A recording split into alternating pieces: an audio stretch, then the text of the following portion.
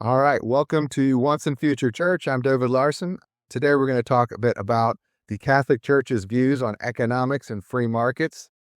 There have been a lot of statements over the centuries on these topics, and there's been a lot of development and some clear through lines through these different teachings, and then kind of building to what the church teaches today. But with me to discuss this is Jake Busher. He's another Catholic YouTuber. He's got a channel he calls Cutting the Gordian Knot, and he's known for doing very deep dives, a lot of good research on these kind of topics. So I asked him to discuss this with me. So thanks for joining me, Jake. Of course, I'm just impressed that you could say Busher and Gordian first time with no problems. Absolutely. Do my best. That'll be probably the most impressive thing I accomplished on this. But so in my day job, I do a lot. I do a bit with economics. I'm in a free market think tank. And so the intersection for me with markets and my faith is important for me to kind of have a coherent worldview that isn't bifurcated. But can you say a bit about your own background and your interest on this topic? Sure. I mean, I've always been interested in economics, in theology, and in philosophy, thus my podcast. But what actually pays the bills is certainly not that. Instead, it's construction. So I have a very small construction company. So when I think about markets, it's not just in the abstract. It's something that, is only on a spreadsheet. It really comes down to the very granular work and contracts and interest payments and things which actually happen in a real business. And I think that's often lost in discussion. When we talk about, the market did this, actually under the hood, people did that. When we talk about policies cause this in the market, what we're actually saying is this rule made these people not able to do X, Y, and Z. So when we bring it into the theological realm, these economic principles, there's a lot of clarity to be had when we read it as any other moral question under the second commandment, to love your neighbor as yourself. So that helps to center us and give us a coherent way to view economics and to view our faith. So when the faith says, thou shalt not steal, the implications are quite clear person to person. And our task then is to understand how that scales to a larger society. Absolutely. And you mentioned earlier, just offline, that you're a Catholic catechist. So it's important to be able to, if somebody asks, there's a lot of random questions. I've done that. We just had our third baby. So I said, no, thanks this time around on being a catechist, but I've done that as well. And you get a lot of random questions, and it's nice to not get debunked, where you can be like, actually, no, I can throw out a couple Latin, encyclical names. And so it's good for that as well. But I think our Protestant brothers and sisters would be disappointed if we didn't, maybe first start off with the Bible and scripture and kind of what kind of principles we can glean on economics, and just maybe starting with the Old Testament, kind of what do we see there in terms of how we should look at this? I'm a huge Old Testament fan. I wish more Catholics would be disappointed when people do that. Yeah, maybe I should have said everybody will be disappointed. It's especially when we go back to Genesis and there's early books of the Bible. I'm a huge fan. I've said that not only are Genesis, Exodus, even Leviticus. I did an entire series, line by line commentary on Leviticus. Not only are those some of my favorite books in the Bible, but if the rest of the books disappeared, I probably wouldn't notice for at least a week or two. I mean, so long as you leave the Gospel of John and maybe one or two of Paul's letters, I probably am skipping the others. Really, the focus is on those core books of the Old Testament, the Gospels, and a little bit of Paul. But what we see economically from the very beginning, I think we actually need to go back to the way that God creates. Because when we talk about economics, we're ultimately talking about things which we're building, creating, value we're creating such that it can be exchanged through different parties. So God gives us a very unique account of his creation. All sorts of other myths talk about how there was a giant battle. Somebody got killed, and then we get the universe from this horrible struggle. Or maybe, there was just always an existing realm, and then something else happened in the course of the events which pertain to the gods, and then we're a byproduct. That's not what God says. He actually says he's communicating his goodness to creation, that he's speaking things into existence. And then the very first and pre-lapsarian, pre-fall command that comes about is this go forth, multiply, fill the earth, and subdue it, to have dominion over the earth. And then he enumerates the things which he has made. So he says, you're in the image of God. You're going to look like me. I just spoke things into existence. I just communicated my goodness to another. Now you go and you create in that mode. And we've always understood that command in the most obvious sense. Go forth and multiply. You guys, Adam and Eve. And they did, right? And that's a good thing for families to continue and, the blessings of children. And that's a thread you can follow all the way into the New Testament and beyond, of course. But we often miss the economic implications that we're meant to do this creative communication kind of speaking things into existence in the economic realm with the created order. And in the first case, where we have reproduction, we image God. And Aquinas makes this point, saying that's a way that we image God even better than the angels do, because we can produce another. We're communicating ourselves. We're revealing ourselves to the other, and then something new comes about. But economically speaking, when we supply, we demand, we do all this stuff, and we put prices to it, we're actually communicating. We're actually talking with money. When I go and buy something at Walmart, and then they buy something to fill the empty shelf that I caused to be empty, and it trickles all the way back to some place in Vietnam where somebody is making something. I communicated with somebody over there. I spoke with them, and we both benefited.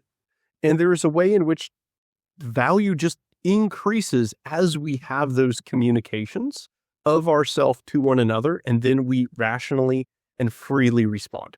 Yeah. I'm going to start it. That's where I started. It's in the image of God. That's where it's based in.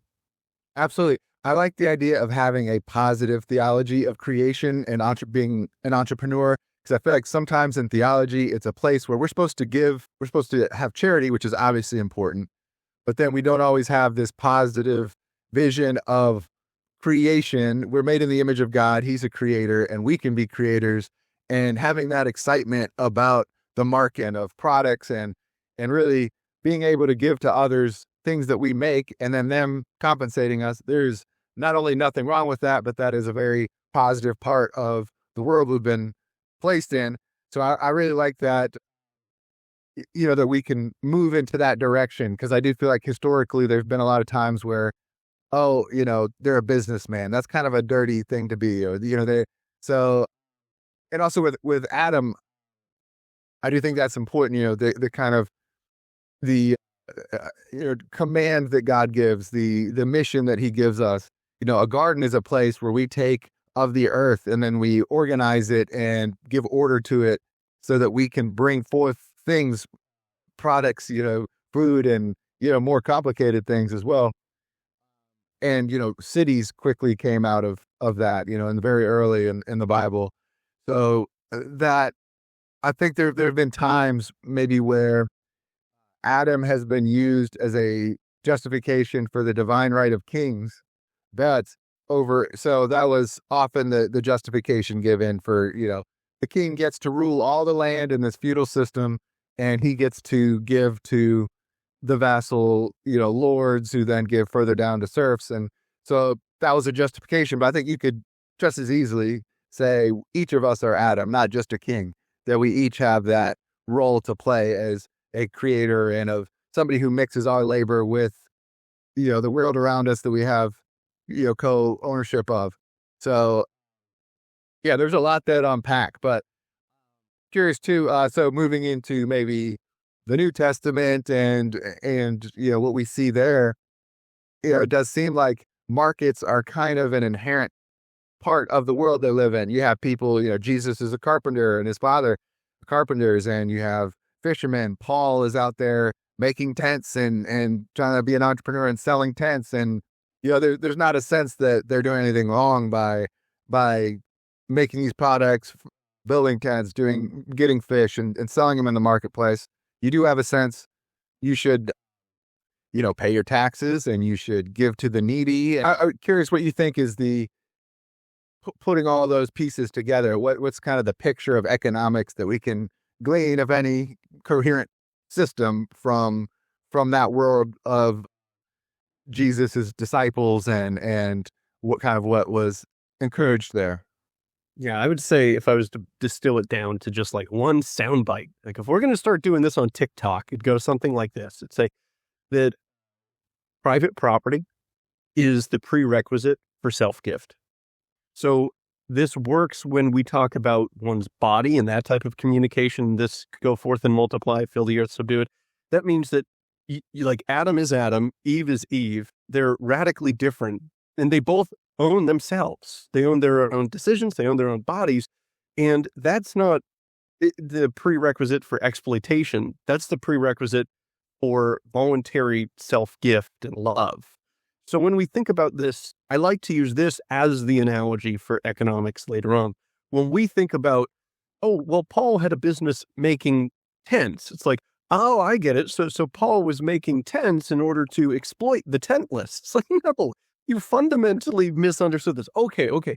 Paul was making tents in order to just live in the lap of luxury. I mean, he had a good life, right? No, he did not.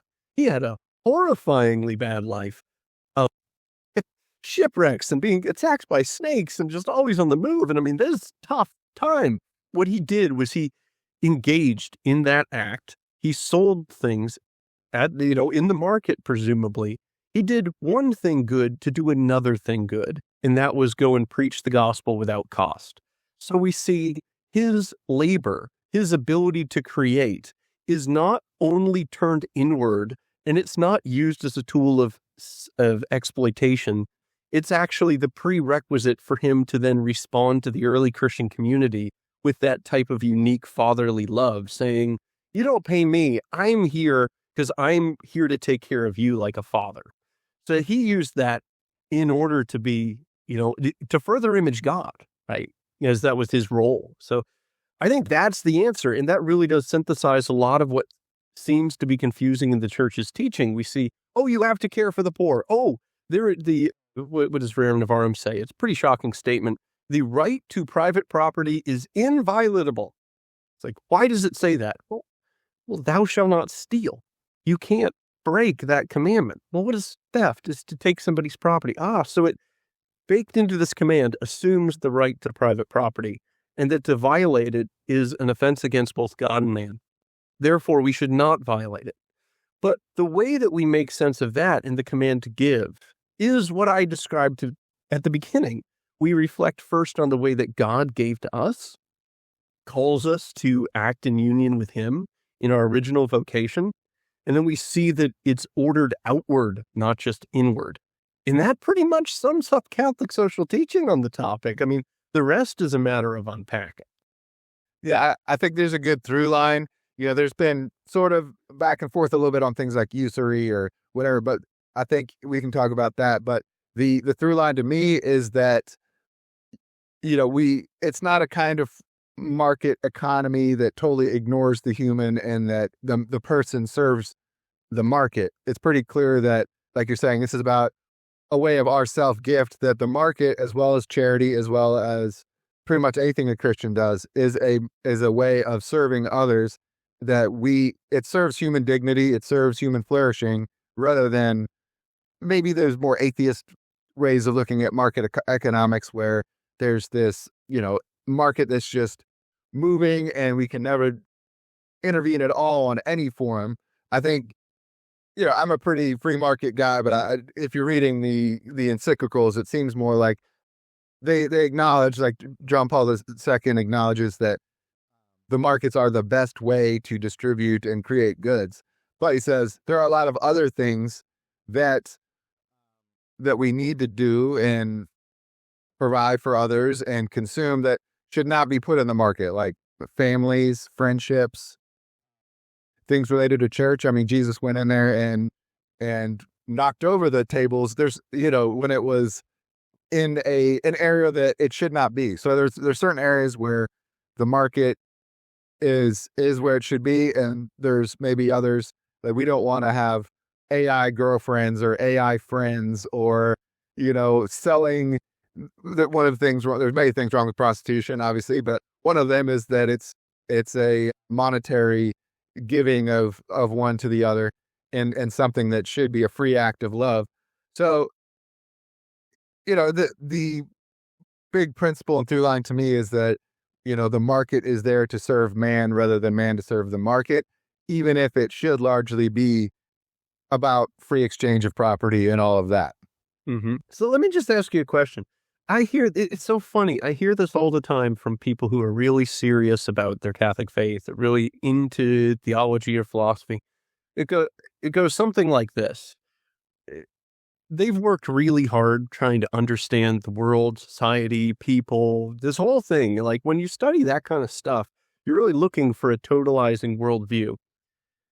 And then they kind of encounter these economic questions. And then you encounter economists, strange creatures. Then all of these theories and stuff. And it's kind of bewildering. And as we start to advance something like, oh, I think free markets are important, and we have many reasons, right? What you said, you kind of voiced a bit of the critique that I always hear, and I don't entirely know why, and I kind of want to hear what you think on it. It always goes something like, right, but markets don't do everything, right? Right, but you're not going to charge tickets to Thanksgiving, right? What is this fear? What's going on? Because I don't see it with other sciences. If they say, hey, I understand how the world works theologically and philosophically, and I go, oh, I'm a chemist. They'll go, oh, that's fun. Tell me about chemistry. I go, oh, well, the water is a polar molecule and the oxygen has a bond to this and that creates surface tension. They go, oh, that's great. Nobody goes, what? So is everything surface tension? It's like, well, no, right? But there's something that's threatening to people. They instantly kind of recoil, like, are you going to trample on my turf with this idea? And I don't know why. I don't know. What do you think, David? Yeah. If I were just to totally dive into my free market think tank world, I think a lot of people would say you can kind of have such laissez-faire, hands off on this kind of thing because it won't end up being a problem. You can let people each pursue their individual interests and it will all balance out. I think there's a lot of truth to that. But if I were to really, as a Catholic, dive into Rerum Novarum, Centesimus Annus, I think the fear that they're, John Paul II in that Centesimus Annus quote that I was referencing, very similar words from Rerum Novarum, is what I think that they are fearful of. Charity would be absent from an area that charity should rule. Like the family should be an area, whether it's marriage, whether it's child rearing. You shouldn't have IVF, I guess, or surrogacy, where that's an area where love should rule and there shouldn't be money involved. Or marriage should be an area where you're not buying a bride. Or so there's some areas that what John Paul II was getting at is the market just isn't necessary there, or it could even be damaging there if we see it with that lens of monetary interaction. Now, I tend to think that's a good worry. Now, I don't know to what degree that's always going to occur, because I do think a lot of times free market countries, they have laws against prostitution. Generally, they have laws against human trafficking. So I think you can put fairly limited checks on things like that, and it doesn't mean the market is bad or something. It just means you shouldn't buy and sell people because that violates human rights in other ways. So I think that's their worry. And for me, trying to be a good Catholic, I try to, even if I want to be 130% free market, I want to read, okay, what's their concern there and why, and try to have a little bit of, I guess, obedience to their, or, build that into my system a little bit, that there are some ways we need to be careful. I don't know. What do you think? Do you think that you can be overly careful? Let's think about the market and where it can go wrong, and in the end, you're kind of intervening on something in a way that makes it worse than if he hadn't intervened at all? I mean, a few things kind of pop to mind. One is that you kind of mentioned, you said sometimes markets break down at some level. And I think that's totally correct. And here's when I think it is. I've used an analogy and I really like it, that to kind of go back to, we were talking chemistry and let's talk biology now. It's inside of your body, there's two ways for resources to be moved. One is active transport. That's when, your nose needs some oxygen. So it gets from the lungs and then it's loaded onto a red blood cell and then it's shipped on up because it's pumped through veins and it gets up there, or arteries, and then back through the veins. That's active transport. And then at a smaller scale, like between the cells somewhere in your body, that doesn't make sense. It's not the most efficient thing to do. Active transport would be way too costly. Instead, we use diffusion, which means that things just pass from, a level of high concentration to a level of low concentration. And that's remarkably effective and fast and very low friction. And this is how life operates. So when we talk about markets and you say, well, are you going to bring it into the family?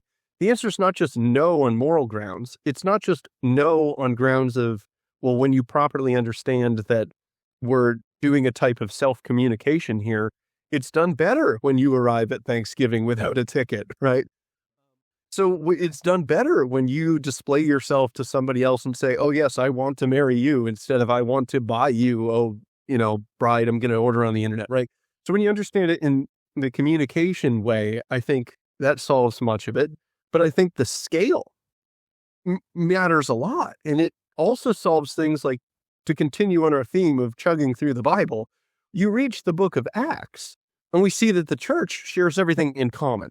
And this has always been a bit of a gotcha for socialists and whatnot, saying, well, look, your guys did it, right? But that's a type of scale that I'm fine with that. It's not a problem. Because if one person needed something, it flows to the area of need from the area of excess. And at a certain scale, this can indeed be the best way to do it. Families, you don't need markets. Markets are when you need an active transport mechanism in order to communicate with people that you don't know and could not possibly communicate with otherwise.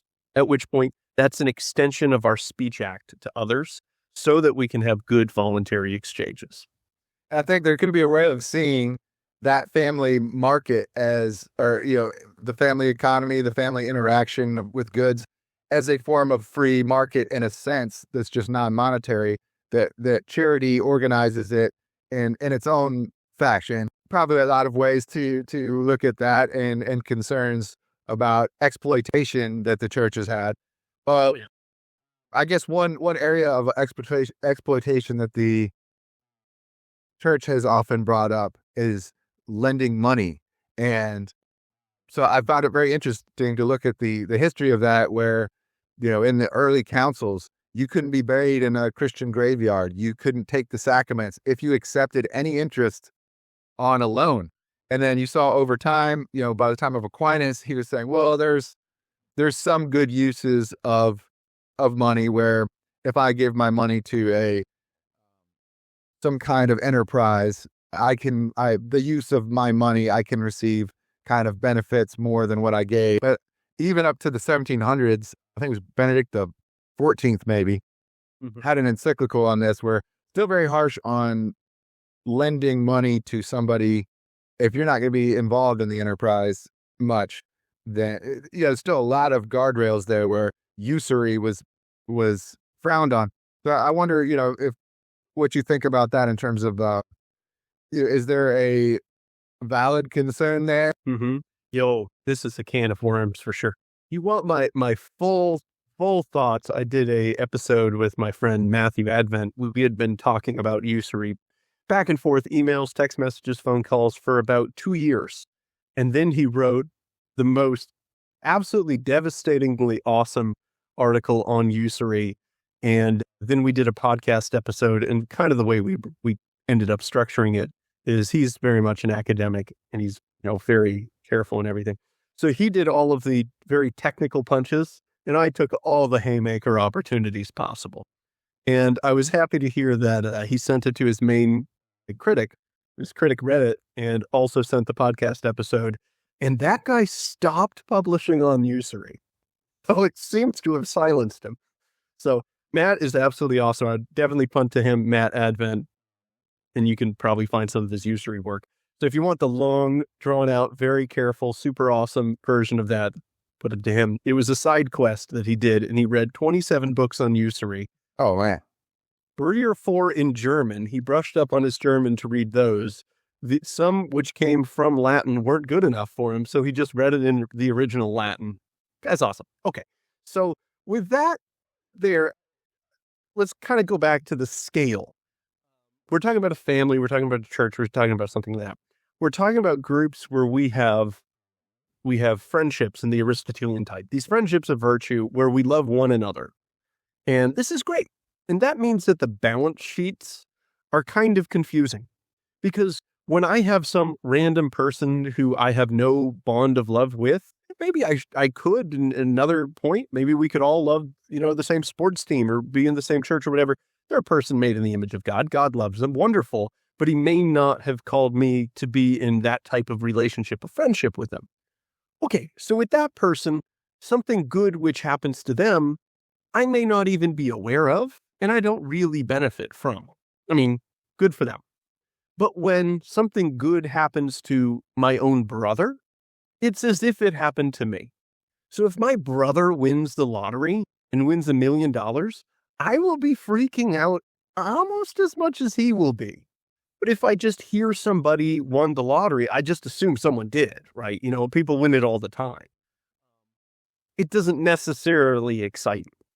So that's what I want to start with, that the balance sheet, we often take this view that we should always be just putting things in our, credit and debit columns for ourselves, and anything that we give to somebody else, it's simply a loss to us. That's not true when we're dealing with family, friends, community. A benefit to them is a benefit to us. What's the difference? Don't even mark it on the ledger. That brings us to usury. So let's say my own brother says, hey, could I borrow some money from you? And I go, I don't know, man, how about you pay me 10% interest? What am I doing there? I'm actually saying, hey, we don't have a shared ledger, okay? We don't.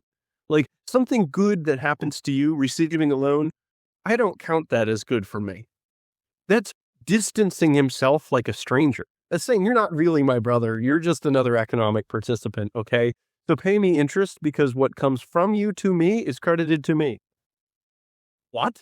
That's a crazy thing to say about one's own brother. It's not something crazy to say about another market participant, because you're not harming them by charging them interest.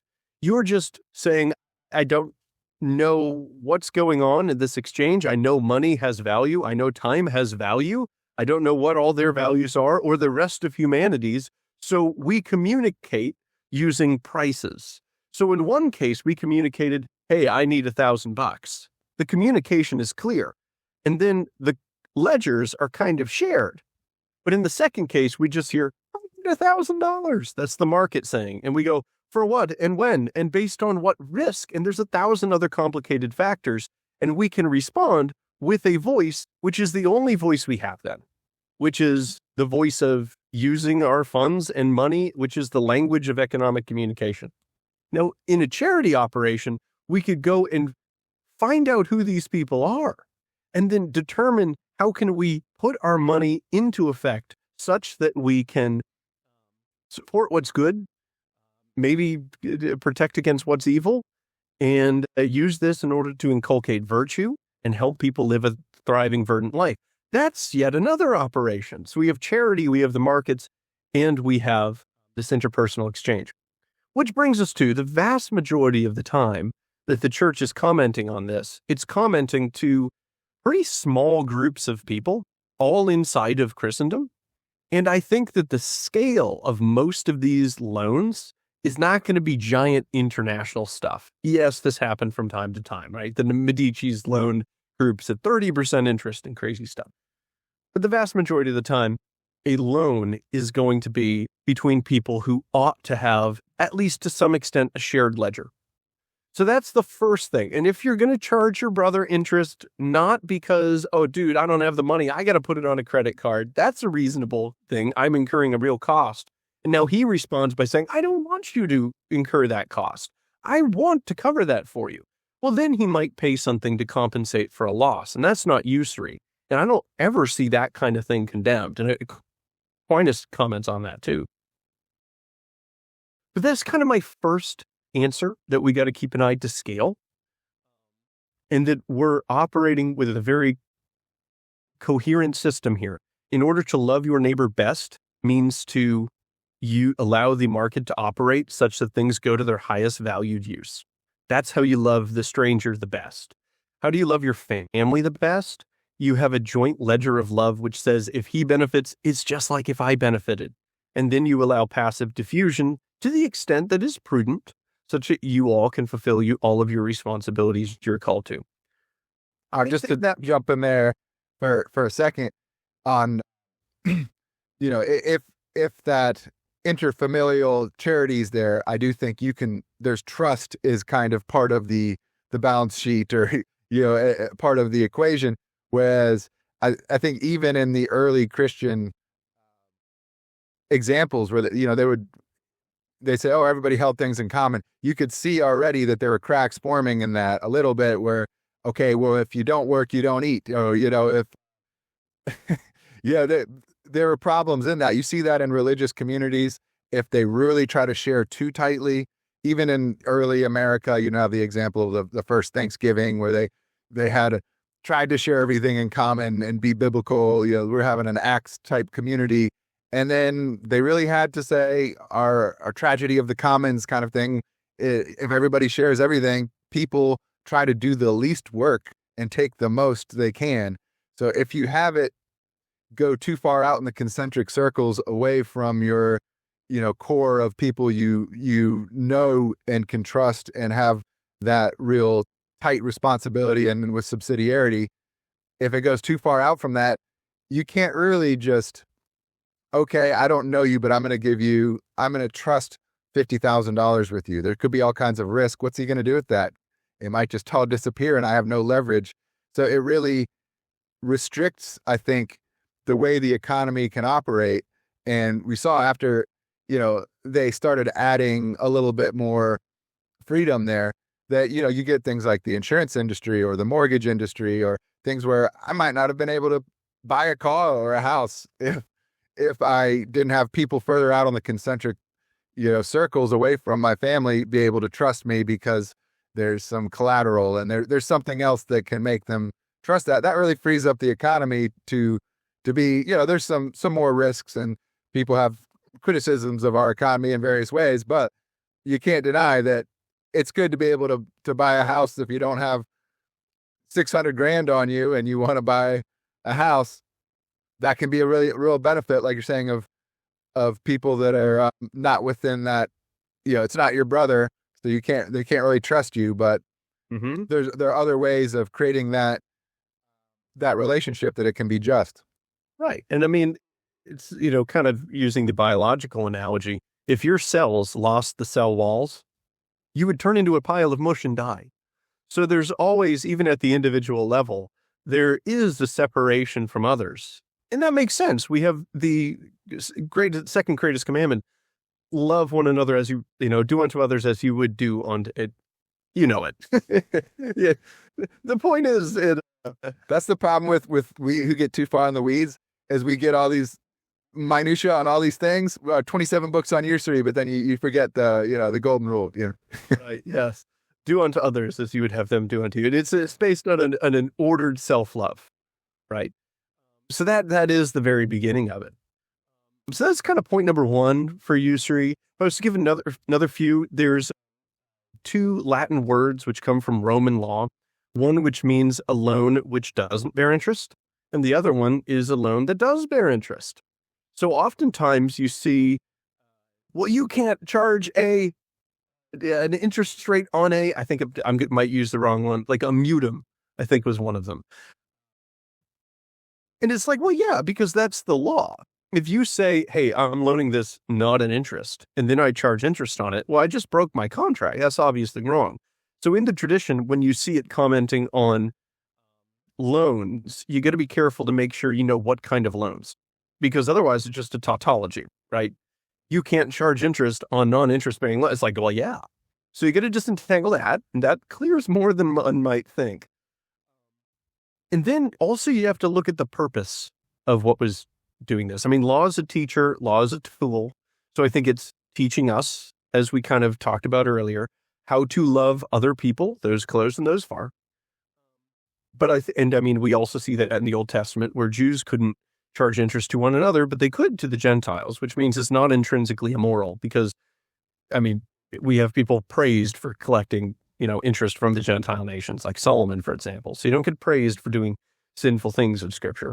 So it's not sinful in and of itself, but it's a law at some points in history, and it's a teacher to teach us how to act justly. But it's also a tool. It's a very important tool.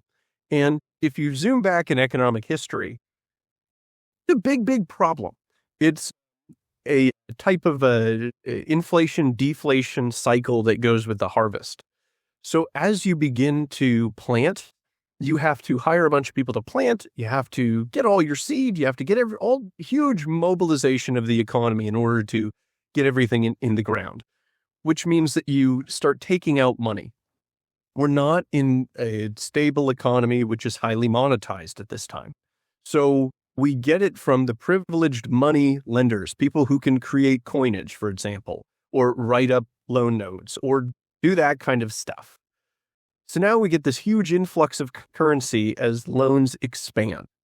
And then we hit the harvest cycle, and, we actually have debt deflation now, because now everybody has to pay off these loans.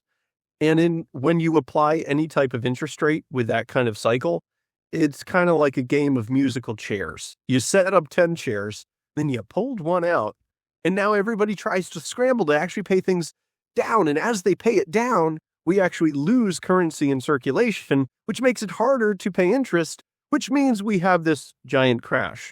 And what we see is the collateral, the land, gets kept by the lenders again and again and again. And if you let this play out for a long time in an economy of low or no growth, with this crazy harvest cycle thing and the inflation deflation effect, it causes a concentration of land. Now, this was solved in two ways historically. One is the way you see in the Bible. Every once in a while, the Bible goes, you know what? Jubilee. Everybody give it back. All right. We're going to reset the board. All right. I know it concentrates, things happen, whatever. We're not at a point where we can fix this economically. We're just going to go ahead and just put it back to where it was. The other way is like what Athens did with Pericles and their reforms, where they said, let's instead of allowing the price of this currency to go up and down with this debt deflation, let's tie it to the crops themselves. So they did crop prices or price floors for crops and other things. They made a series of reforms, which were, I'll give it an 8 out of 10 score for the time. They were revolutionary. And they caused a massive blooming of wealth because they, in large part, solved this problem. And then these were later brought to Rome, and Rome ended up having similar policies. What era did you say that was? That was in Athens. That was some of the price reforms that came at the time of Pericles. Okay. You're going way back. Okay. Oh, yeah. Oh, man. Yeah. Okay. We got to the New Testament. We regressed a little bit. Okay. But this is a problem, right? So it's a tool saying, hey, just don't charge interest, means that this game of musical chairs plays out a lot better for everybody because they could be paying an effective interest rate if we have serious deflation. We have deflation of 10% and you're charged interest at 0%. Your real interest rate is 10% because you just take the actual interest rate paid and then you have to factor in inflation or deflation. So that's one reason we're no longer in an agricultural structure such that we need to forbid interest, such that we don't have the concentration of collateral in the hands of the lenders as we go through a crop cycle. Yeah, that's another good reason. But another one, and feel free to interrupt me, I'll kind of give one big last one, is the church legitimately looked into and developed and understood better what was happening when you make a loan. And one thing is, if there is inflation, then we're not giving back like for like. So if I gave you $1,000 in 2013, and then you pay me back $1,000 in today's currency, it was devalued by what, around 30%? You did not pay me like for like. So we clearly have to compensate for buying power. There's also risk is something, risk is something of value that you are taking on. If you're giving the loan and the person might default, that's a risk.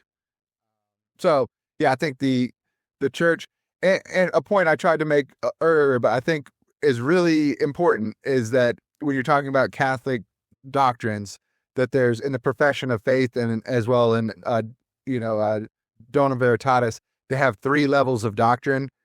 The first being dogmatically defined and which are revealed, divinely revealed. The second being definitively defined. And both those top 2 are more principle based, and you can't really change those. But a lot of people don't realize the third one down, it requires religious submission of intellect and will. So you do have to abide by it, but it does not claim that they're irreformable. Pope Benedict in his Dona Veritatis said there could be deficiencies and errors even in there because they are historical applications of the top 2, infallible ones.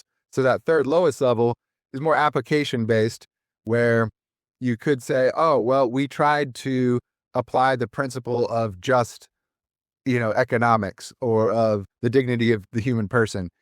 And there were some deficiencies in the way we applied it. So it can actually be reformed and changed. It does say in Dona Veritatis that the church, you can't assume the church is habitually in error on that lowest application level. So we don't want to assume they're just wrong left and right. But sometimes things have to be adjusted on that application level where, okay, maybe the way we looked at usury for a while wasn't quite correct, and let's adjust it. So based on what you're saying, there's quite a few historical reasons, for us, for economies to be wary of it. And then over time, historical applications change and knowledge changes as well. That's part of the deficiencies that Benedict talked about is an increase in knowledge helps you apply the principles better. So we have more knowledge about things like risk and inflation, and we can apply the principle better on usury and say, we might have gone overboard, but it was the principle we were trying to apply is a good principle. I wanted to also turn maybe to now that we're moving towards out of some of those eras, like, strict view of usury. And then there's the feudalism where you had kings, basically they were seen as owning all of the land, and they would lend it, almost holding to the lords, who would then give a use of it to people further down, the vassals, and so it was a very hierarchical view of land where you really had to it was all based on how loyal you are to the king and to your local lord. And if they said, we need to go to war, you needed to go to war because he basically owned your entire economic world. And so that was not a very free system. It wasn't very good for everybody. If you were not one of the people who had the use of the land that you could kind of lend to people below you based on how loyal they were to you, it wasn't that great. So that's another area where the church, I think, I don't think it ever officially blessed the feudalist system as this has to be the way it always is, but it was an application of certain understandings that I think we've now moved to, more market-based systems. But what I'm trying to move towards is the Catholic social teaching as it is today, as we've adjusted, applying these principles, of the dignity of the person, of the right to property, of all of these, us self-giving and charity. Would you say a little bit about the importance of Rerum Novarum as a document and how that sort of begun a whole new era of the way the church is approaching the modern world in economics? Sure. Let me back up real quick to kind of emphasize and buttress something you said earlier about pricing for risk, right? We're pricing for a lot of things, opportunity cost, risk, things like that.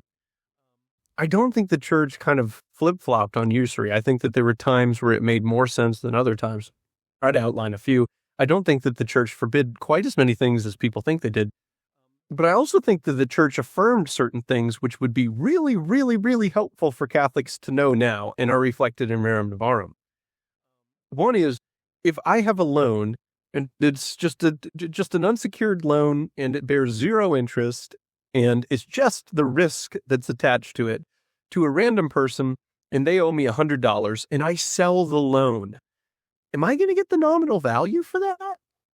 Right? No, right? I wouldn't get the nominal value for that, which means, okay, the market price for that loan is of $100 is not $100 because it would have to discount for risk and opportunity cost and inflation, et cetera, et cetera.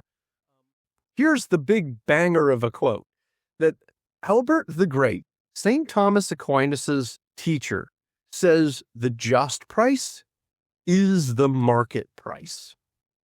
That should put people away. That's reflected in Aquinas. That's found in other places. This is something which I think is a core piece of Catholic teaching that nobody really knows.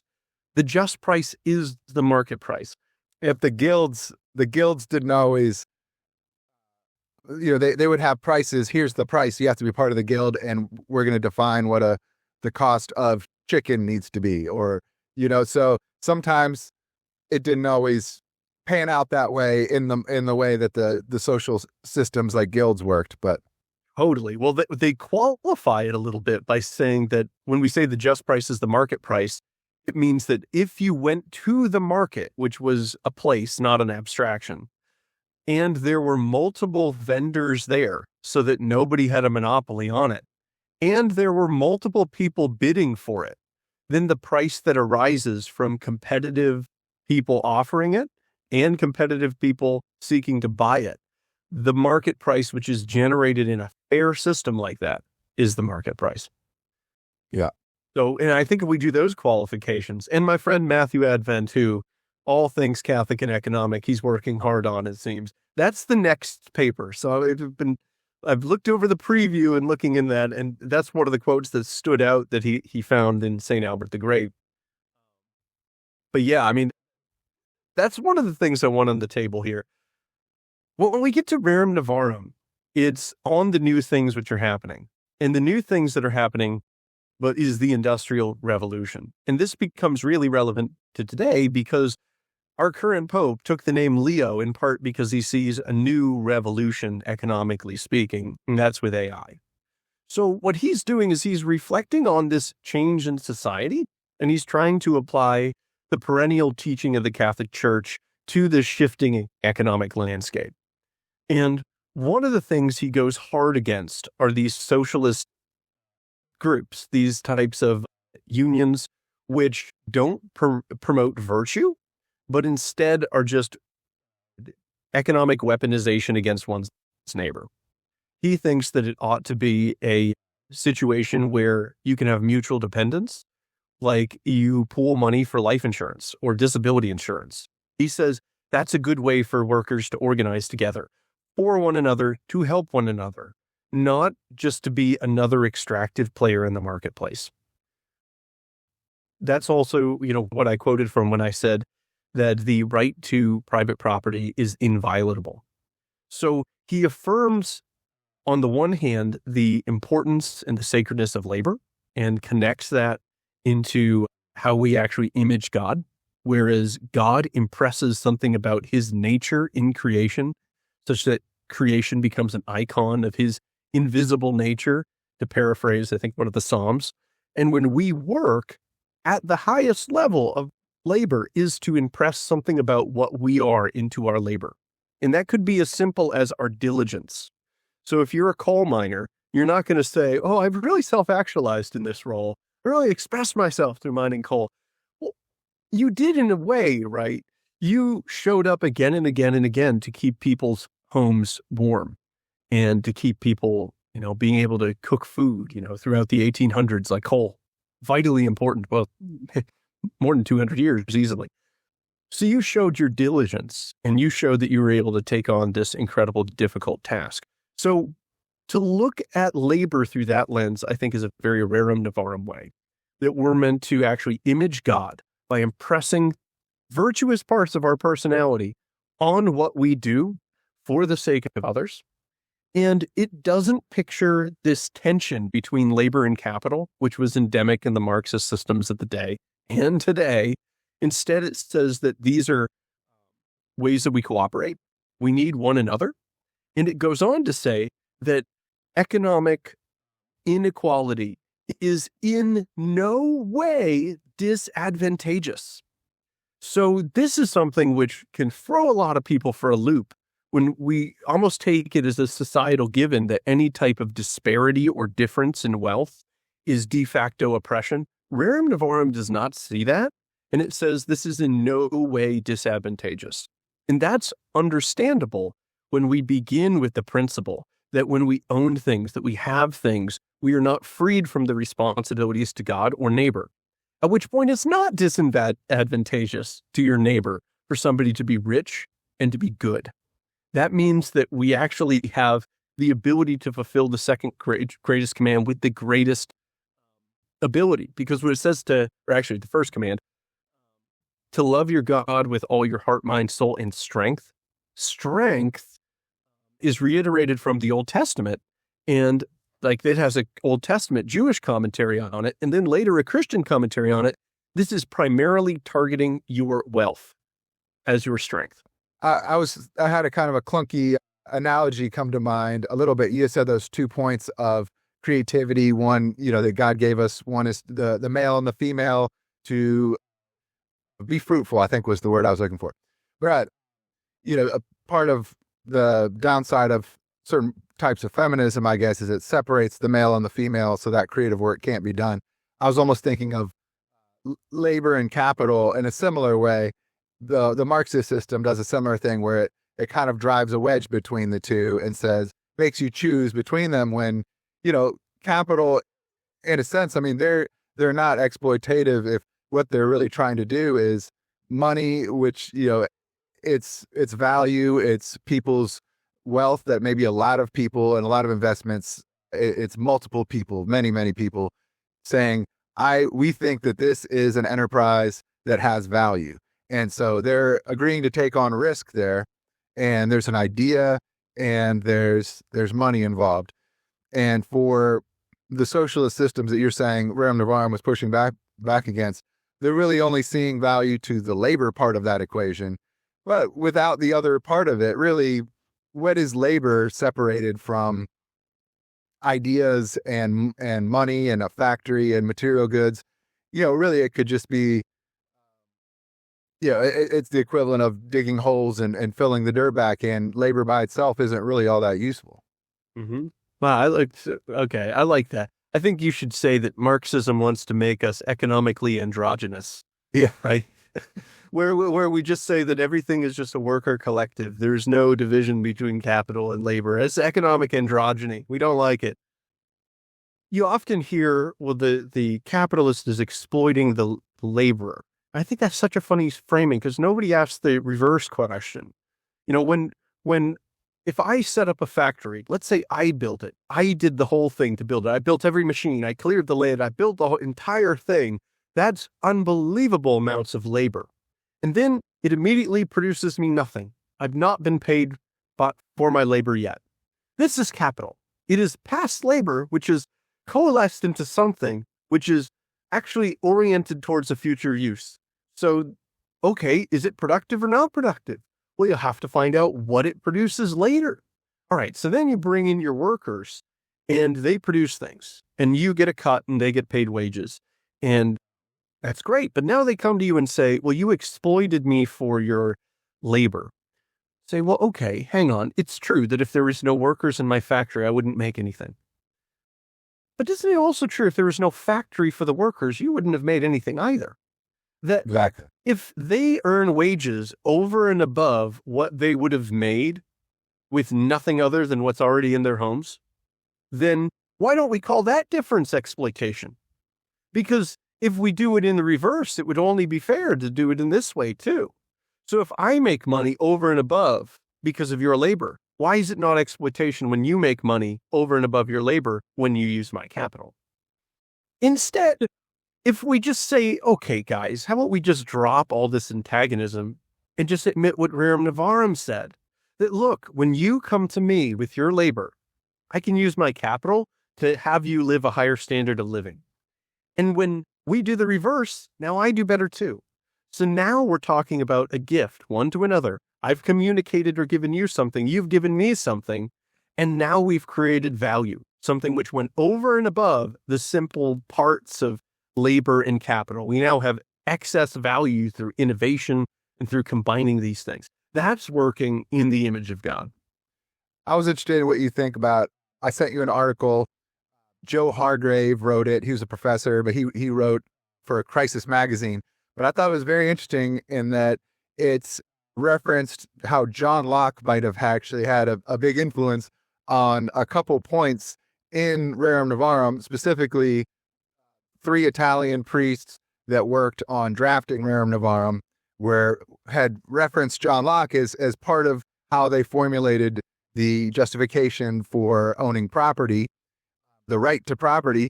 And the way they did it in John Locke, it talks about that there's kind of a universal common ownership of land, that it's just out there, basically land.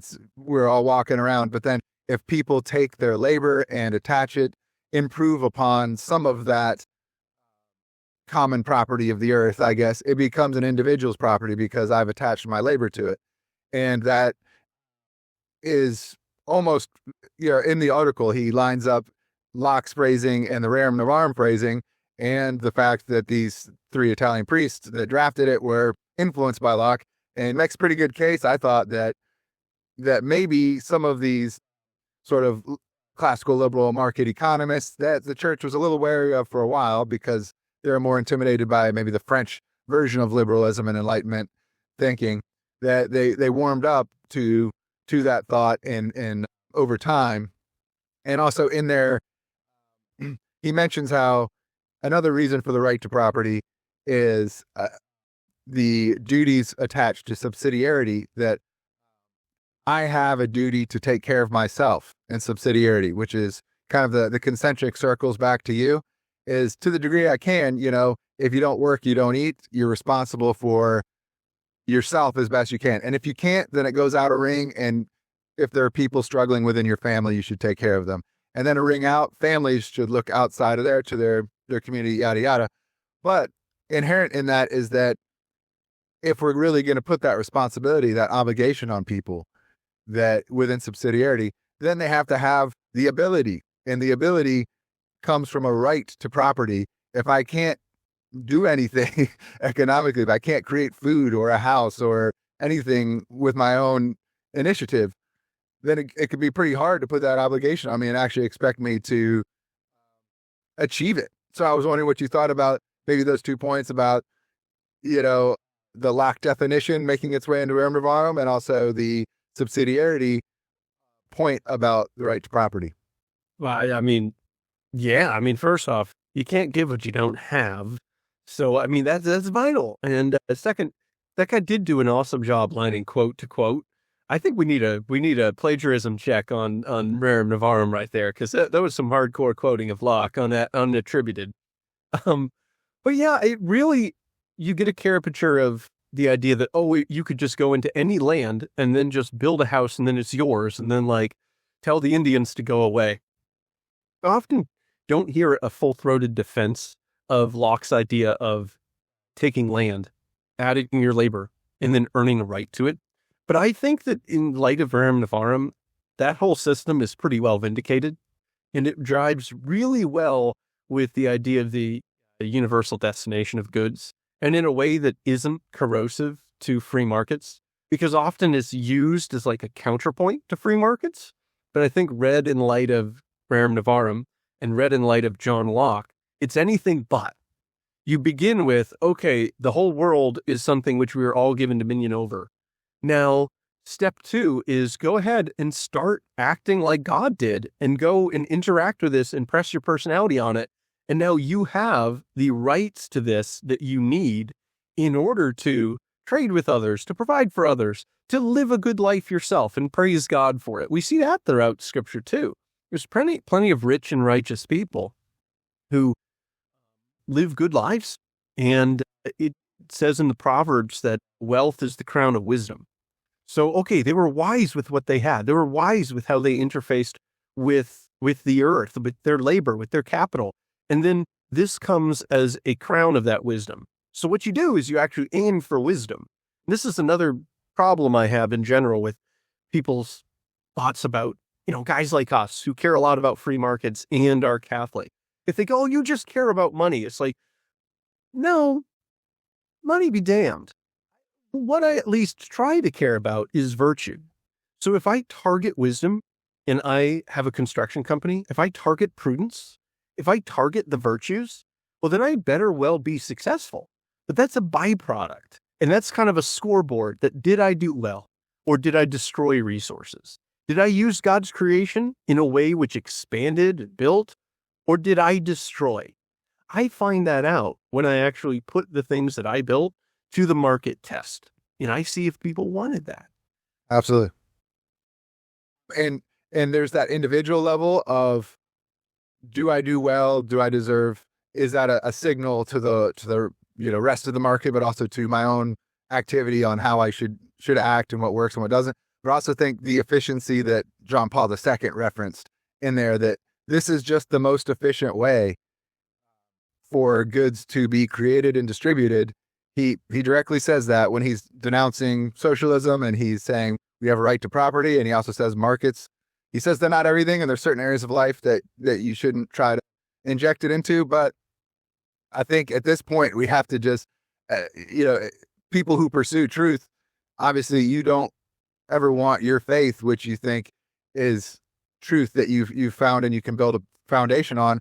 If you start to see other areas that you can't cohere with it, that's not a good sign. So I always try to, if we've learned more in this area and that it does appear socialism really doesn't work, free markets do, then it's the honest thing to do to incorporate all areas of truth that you can find into your worldview. I was going to say, we can, I don't want to take up too much of your day, but maybe a last topic I thought is some, I guess, words of Pope Francis, and, there's the distributists as well. There's some maybe people who take the Catholic social teaching in a slightly more left way. I don't think they're violating the principles of it, but they, you and I maybe interpret it more of a free market way. But you have maybe the distributists where they look at it and say, we need more taxation, more government programs that can help. I think Chesterton's quote was that, like manure, property is best when it's spread out, and so, is what he said on distributism. But then you have Pope Francis, who in his Catholic social teaching encyclicals, he said, we need to really be wary, especially in the AI age and robotics, of things like monopolies. Maybe monopolies are more easily created when somebody creates a new innovation and they're the one who owns it and it's widely adopted. All of a sudden that there's monopolies that can pop up more easily in that kind of age. Is there anything to the more, let's call them left-wing versions of Catholic social teaching, or do you have any critiques there? Well, like manure, oftentimes when people reflect on Chesterton's fascinating views on economics, it stinks. So I'm not a fan of distributism, and there's one virtue that is probably the most ignored in our age, and hey, we're all guilty of it, but that's humility. And I would just say to those people who are distributists, I commonly find that they really care about their faith. They really want to take the church seriously. They really want to take scripture and theology seriously. And I commend them for that. But they take the idea that, like, oh, theology is the queen of the sciences. Oh, economics is just another science. Oh, it just rules and can steamroll. It's like, whoa, I thought you believed in subsidiarity. This is a queen or a king. It's not a tyrant. We would have to respect its sphere of influence. So I would say have the humility to say, do I understand economics? I propose a policy. Let's pay women $1 million to have a child. Oh, okay. All right. Can you think through what's going to happen next in an economically rigorous way? Because if you're not, then you're acting very imprudently, that you're acting in a very, proud way, assuming that you know when you might not, assuming that you understand other people's priorities when you do not, assuming that you don't ever get any unintended consequences because your intentions are what dictate reality, not reality itself. I would just say for distributists, if I'm going to boil it down to anything, I'd say, I'm happy to have you come in and talk about things, but you got to come first with an economic understanding. Like most Catholics aren't young earth creationists. And we kind of understand that when we engage with the sciences, yes, we have our theological opinions, but we also need to respect, okay, wow, carbon dating. How about it?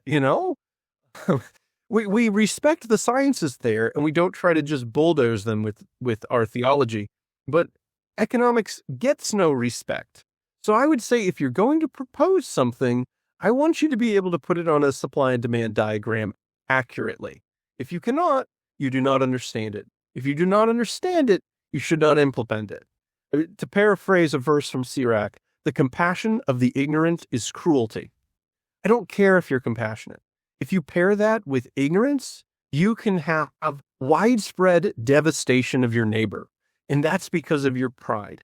So start with humility, solve your ignorance, keep your good intentions, and then welcome to the conversation. All right. Well, I think that was a great place to stop. And I really appreciate your time, Jake. I think, that was a good discussion. Hopefully we touched on a variety of things. You can go 27 books deep into a topic, or you can do like we did and kind of skim along the surface. And I think most people probably prefer our way where they can dive deeper on any of these topics, I'm sure, by referencing things we talked about. But I greatly appreciate your time, and hopefully we can chat again sometime. Sounds good. All right. All right. Great chat. Thanks. Appreciate it, David.